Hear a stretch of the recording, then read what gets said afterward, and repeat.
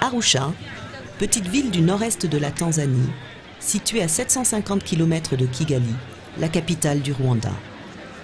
C'est ici que le Conseil de sécurité des Nations Unies a installé le tribunal pénal international pour le Rwanda. Ce tribunal est chargé de juger les responsables de la tragédie rwandaise de 1994, durant laquelle des centaines de milliers d'hommes, de femmes et d'enfants ont été cruellement assassinés.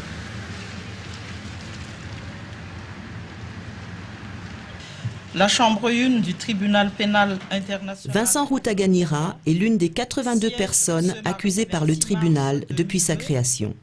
Il occupait les fonctions de conseiller municipal de secteur dans la province de Kibuye, à l'ouest du Rwanda, avant et pendant les événements de 1994. Vincent Rutaganira figure dans le tout premier acte d'accusation établi en 1995 par le premier procureur du tribunal, le Sud-Africain Richard Goldstone. J'étais dans mon bureau un jour, je crois que c'était à la fin de 2001 ou au tout début de 2002, ici à Arusha. Je reçois un coup de fil du poste de sécurité. On m'informe qu'il y a là une jeune femme qui veut voir un membre du bureau du procureur. Elle connaît quelqu'un qui veut se rendre. La jeune femme s'est présentée à moi comme étant la fille de M. Vincent Rutaganira et m'a dit qu'elle avait des renseignements pour nous. Bref, son père avait décidé de se rendre et voulait qu'on aille l'arrêter à l'endroit où il se trouvait, juste à la frontière entre la Tanzanie et la République démocratique du Congo. Madame Ben Salimo, vous voulez donner lecture de l'acte d'accusation, s'il vous plaît. Quelques semaines après s'être rendu, Vincent Rutaganira comparaît pour la première fois devant le tribunal. Son acte d'accusation lui est lu à haute voix et traduit dans sa langue maternelle. Vincent Rutaganira devra choisir de plaider coupable ou non coupable pour les crimes qui lui sont reprochés. Cet acte d'accusation concerne 7 autres personnes, toutes accusées d'avoir participé au massacre survenu dans la préfecture de Kibuye en 1994. L'entente entre ces personnes en vue de commettre le génocide constitue le premier chef d'accusation. Nous sommes 8 accusés. On dit que nous nous sommes entendus pour exterminer les Tutsis de la préfecture de Kibuye. Je n'ai rien à voir avec ces personnes. Et si quelqu'un a préparé ce plan, je n'en fais pas partie. Les assaillants ont utilisé des armes à feu. Vincent Rutaganira est plus précisément accusé d'être l'un des responsables de tueries commises entre le 14 et le 17 avril 1994 dans l'église de Mubuga, où des milliers d'hommes, de femmes et d'enfants qui s'y étaient réfugiés ont été massacrés. Ces attaques ont fait des milliers de morts et de nombreux blessés. L'ensemble des charges retenues contre lui est repris dans 7 chefs d'accusation. Il est accusé de crimes contre l'humanité, assassinat, extermination et autres actes inhumains, ainsi que de violations graves des conventions de Genève. Crimes commis en violation de l'article 2, 3A du statut du tribunal. Je plaide non coupable à tous les chefs d'accusation parce que je n'ai participé en aucun cas à la commission de ces actes. Vous plaidez non coupable? Oui, c'est exact. Je ne plaide coupable à aucun chef d'accusation. Alors que d'autres affaires se déroulent quotidiennement devant les 3 chambres du TPIR, Vincent Rutaganira attend depuis sa cellule du quartier pénitentiaire d'Arusha le début de son procès. Avec l'aide de son avocat, il prépare sa stratégie de défense. Après un peu moins de 3 ans d'emprisonnement préventif, Vincent Rutaganira, à la surprise générale, décide de faire un aveu de culpabilité et conclut un accord avec le procureur. Ce revirement exceptionnel réunit les parties le 8 décembre 2004 pour une conférence de mise en état. La Chambre est présidée par la juge sénégalaise Andrésia Vaz, entourée de la juge italienne Flavia Lattanzi et de la juge Florence Rita Aré du Cameroun. Si vous voulez bien, nous Il y a effectivement eu des négociations avec mon cher confrère et son client, et je suis heureux d'annoncer qu'un accord de plaidoyer a été signé très tard cette nuit entre le bureau du procureur et l'accusé. Il y a en amont de cet accord des heures, des semaines, des mois de négociations, pied à pied, avec le procureur, douloureuse parfois, douloureuse, incertaine. Et puis un jour, on arrive à trouver le point d'équilibre. Nous avons accepté, comme base pour le plaidoyer, la responsabilité de l'accusé par aide et encouragement en tant que complice par omission. C'est un peu, si vous voulez, dans certains droits nationaux, ce que l'on appelle la non-assistance à personne en danger. Ce qui représenterait, dans la civil law en tout cas, c'est ce qui représenterait le mieux ce que nous avons exprimé dans cet accord, c'est-à-dire l'obligation qui est faite à tout un chacun de porter secours, d'éviter un danger quand on peut le faire. En contrepartie de ce plaidoyer, le procureur demandera, à un stade ultérieur, le rejet des autres chefs retenus dans l'acte d'accusation.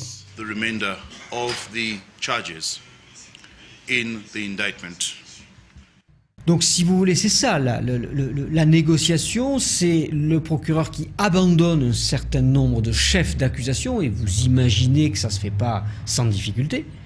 À partir du moment où un procureur fait un acte d'accusation, il s'accroche évidemment au chef d'accusation. Donc il fallait déjà amener le procureur à accepter d'abandonner un certain nombre de chefs. Et puis pour celui qui allait rester, mon souci, c'était de coller le plus possible à la réalité. En raison de cet accord, l'acte d'accusation est relu une nouvelle fois à Vincent Rutaganira pour lui permettre de corriger son plaidoyer de non-culpabilité fait en 2002. À présent, je viens au chef numéro 16. Crime contre l'humanité, crime commis en violation de l'article 3, extermination du statut du tribunal. Plaidez-vous coupable ou non coupable? C'est là où je plaide coupable, mais par complicité, par omission. Très bien. Pouvez-vous nous dire si votre plaidoyer de culpabilité est volontaire? Autrement dit, si vous l'avez fait librement, consciemment, sans pression, ni menace, ni promesse. Je l'ai fait par ma propre conscience. Très bien. Vous pouvez vous asseoir. Monsieur le procureur, pouvez-vous nous dire si vous avez donc l'intention de le poursuivre seulement sur un seul chef d'accusation?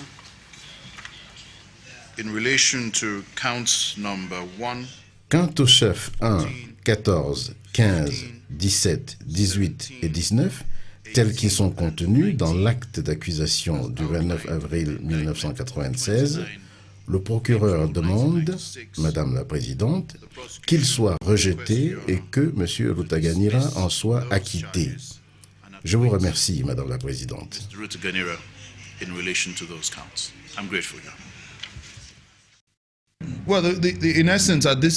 Eh bien, à ce stade de la vie du tribunal, vu le travail que nous faisons, il était important pour le procureur d'encourager ceux qui n'ont pas été arrêtés à se rendre, à reconnaître leurs responsabilités dans les événements horribles qui ont marqué le Rwanda en 1994. C'est en fait, au-delà de la réconciliation nationale, il y a ce second aspect qui est important en ce que le plaidoyer coupable accélère le procès. Et cela procède ainsi d'une économie des ressources du tribunal. Nous n'avons pas besoin d'aller chercher des témoins de par le monde. Nous n'avons pas besoin de payer pendant des années des avocats, des fonctionnaires du tribunal pour cette affaire. Donc vous comprenez l'importance pour le tribunal aussi, pour le greffe notamment, de faire des économies du point de vue financier. Le 17 janvier 2005, soit environ un mois après l'accord, les parties se retrouvent pour les réquisitoires et plaidoiries. Your Honor, the prosecutor finally believes that it is particularly aggravating. Madame la Présidente, le procureur considère comme un fait particulièrement aggravant qu'en dépit de sa qualité de conseiller du secteur de Mubuga, M. Rutaganira n'ait pris aucune disposition pour protéger les réfugiés Tutsis qui avaient cherché refuge à l'église de la paroisse de Mubuga et qu'il se soit littéralement tenu à l'écart alors que ses concitoyens et concitoyennes y étaient massacrés sous ses yeux. The prosecutor would represent to the trial chamber that these are particularly aggravating factors and invites the trial chamber to treat them as such. Cependant, ayant relevé ce fait aggravant, le procureur estime qu'il existe également en l'espèce des circonstances atténuantes plutôt convaincantes.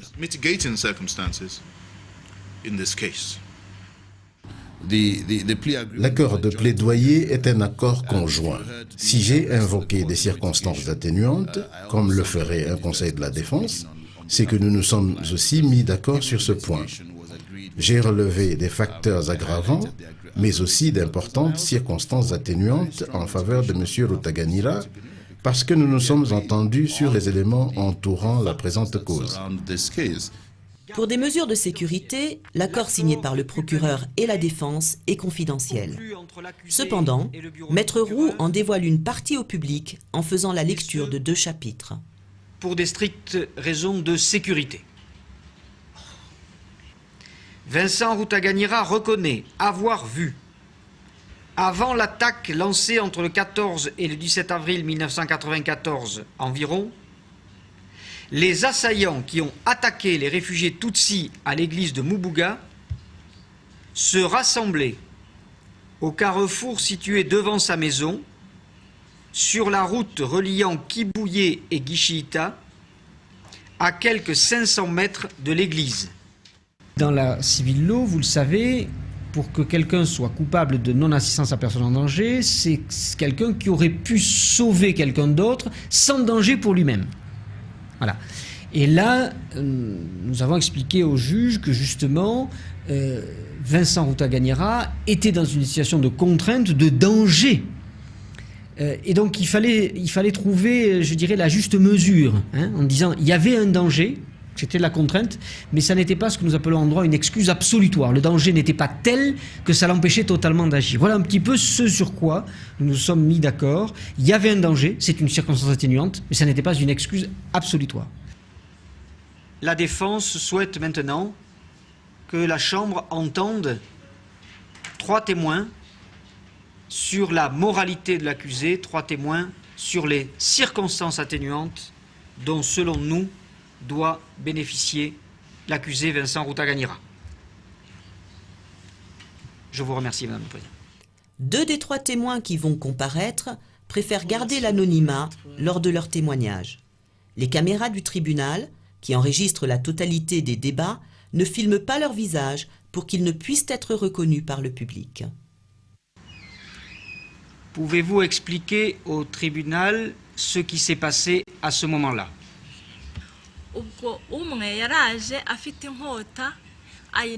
Un des assaillants est venu vers moi et m'a tendu sa machette pour que j'en sente l'odeur. Il a dit ceci: « C'est moi-même qui vais te tuer. » Entre-temps, d'autres assaillants me prenaient par les habits et disaient: « C'est moi qui vais la tuer. » Chacun tirait de son côté.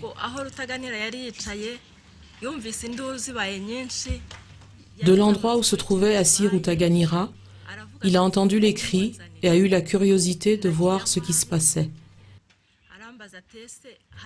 Il a dit, emmenez-moi cette personne auprès de moi. Il m'a demandé, avez-vous une pièce d'identité? Je lui ai montré ma carte qui mentionnait Hutu. Il a dit, je ne vois pas de raison pour tuer cette personne. Il a pris la carte d'identité et l'a montrée à tous ceux qui étaient présents. Il a dit, cette personne est une femme Hutu. Mais les assaillants ont crié. Ils ont dit, nous avons exterminé tous les membres de sa famille. Pourquoi resterait-elle en vie? Sur ces paroles, Rutaganira s'est fâché. Il m'a pris par la main et a défié les assaillants en disant que celui qui se sent courageux vienne la tuer.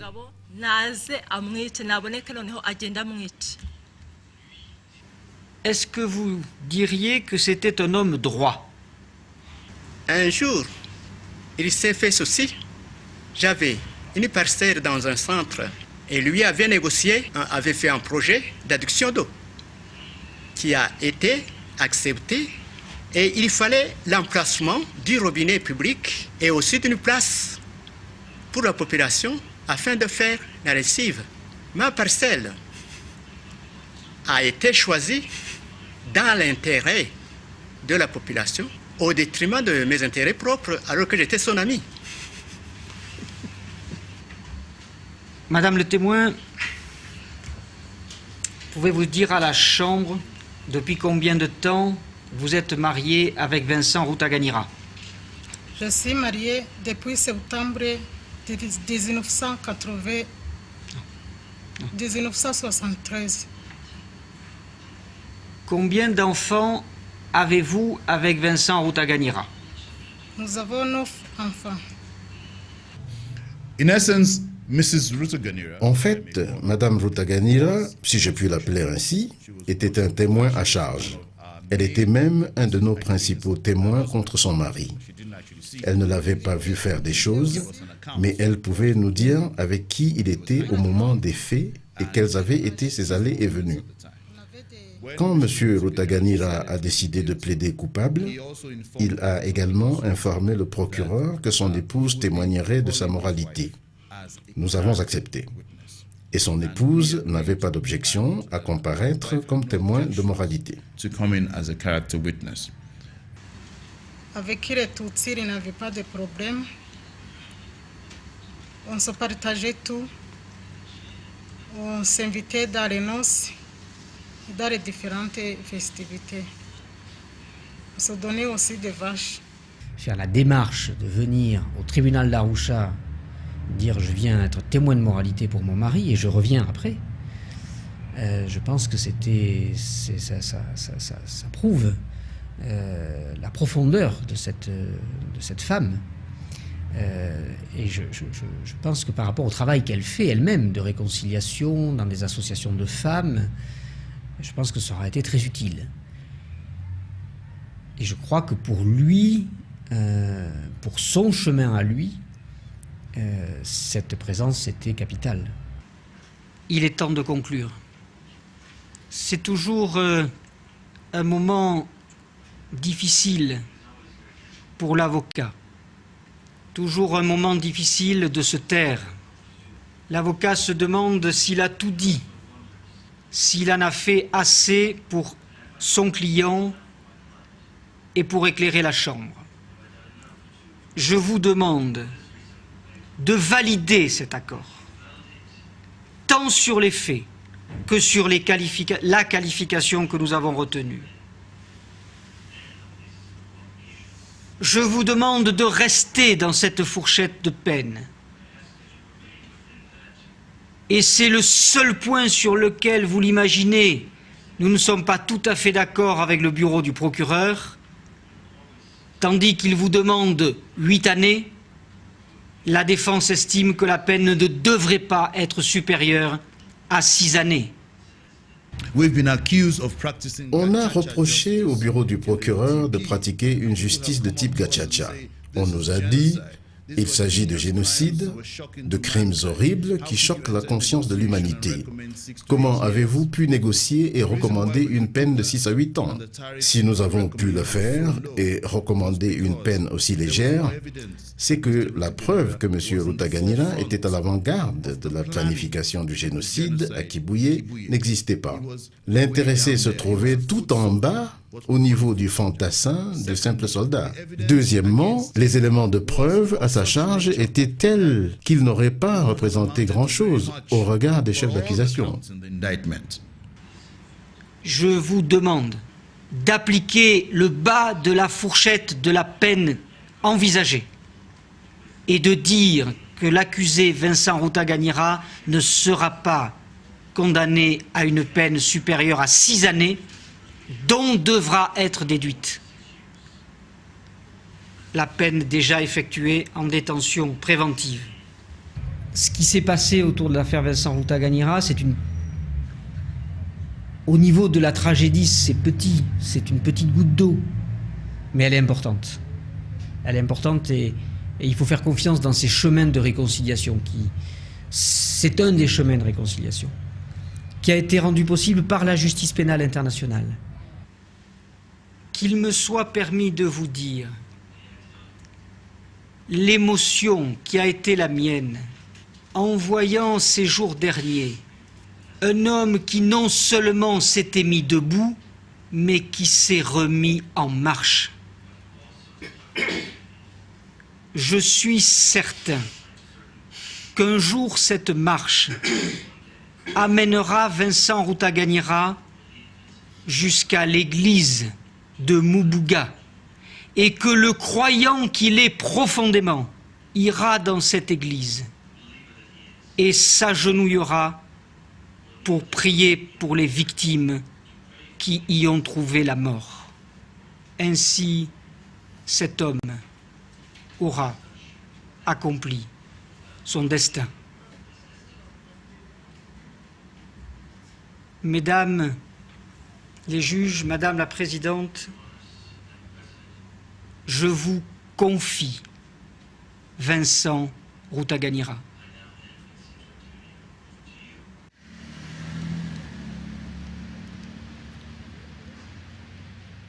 Please be seated. La Chambre de première instance, statuant publiquement, contradictoirement et en premier ressort, conformément au statut et au règlement de procédure et de preuve, après avoir ordonné la disjonction de la procédure contre vous, des autres personnes visées par l'acte d'accusation du 6 mai 1996, après avoir entendu votre plaidoyer de culpabilité, après avoir examiné tous les éléments de preuve ainsi que les arguments des parties, vous acquitte Vincent Rutaganira sur les chefs d'accusation numéro 1, 14, 15, 17, 18 et 19, vous déclare coupable du crime d'extermination, crime contre l'humanité, vous condamne Vincent Rutaganira à la peine de 6 ans d'emprisonnement. L'audience est levée. All rise. Il est dans la nature de l'humain de nier ses méfaits. Et en acceptant donc de plaider coupable, on rompt avec cette tendance et on passe ainsi du baume sur le cœur des victimes. Et pour le tribunal d'Arusha, le pardon est extrêmement important parce qu'en dernière analyse, cela participe même de notre mandat ultime qui est celui de contribuer au processus de réconciliation entre Rwandais. Le tribunal s'attache à appréhender les fugitifs qui courent et se cachent ça et là. Et même quand ils comparaissent devant le tribunal, ces personnes commencent tout simplement par dire qu'elles ne sont coupables de rien. Elles ne seront finalement reconnues coupables qu'au terme d'un processus long et difficile. À cet égard, l'affaire Rutaganira montre à quel point il peut être aisé d'administrer la justice, mais aussi que le remords exprimé par l'accusé est en soi suffisant pour convaincre qu'il peut contribuer à la reconstruction de sa société. Sa famille vit au Rwanda, où elle est bien intégrée. Je crois que son chef de famille peut également s'intégrer, voire aider d'autres personnes à suivre son exemple. Even others to take his examples.